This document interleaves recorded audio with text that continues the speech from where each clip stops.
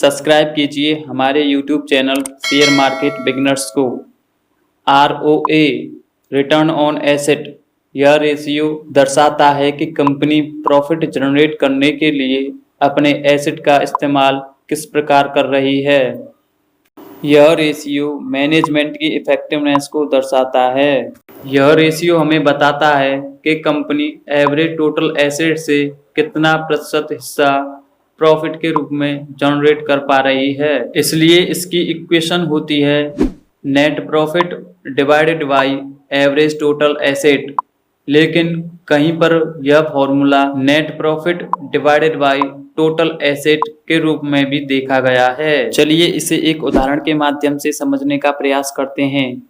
राम के पास एक waiting machine है और श्याम के पास भी वेटिंग मशीन है, लेकिन श्याम के पास जो वेटिंग मशीन है वह अट्रैक्टिव लगती है और उसकी सुंदर बनावट है, लेकिन राम के पास साधारण वेटिंग मशीन है। लेकिन दोनों का कार्य एक ही है, वेट मेजर करना।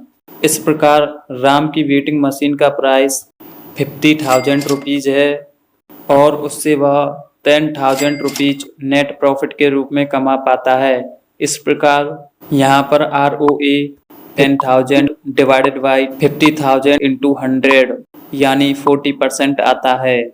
वहीं श्याम की वेटिंग मशीन अट्रैक्टिव लुक होने के कारण 2 लाख रुपीज़ की आती है और उससे वह 50,000 रुपीज़ नेट प्रॉफिट के रूप में कमा पाता है। इस प्रकार यहाँ पर ROA 25% बैठता है। इस उदाहरण के माध्यम से हम यह समझ सकते हैं कि राम की वेटिंग मशीन श्याम की वेटिंग मशीन से ज़्यादा इफेक्टिव है।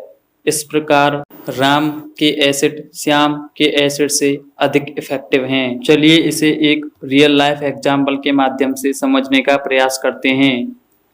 यहाँ पर आप दीपक नाइट्राइट कंपनी की पिछली 2 सालों की टोटल एसेट 3567,4432 करोड़ दिए गए हैं।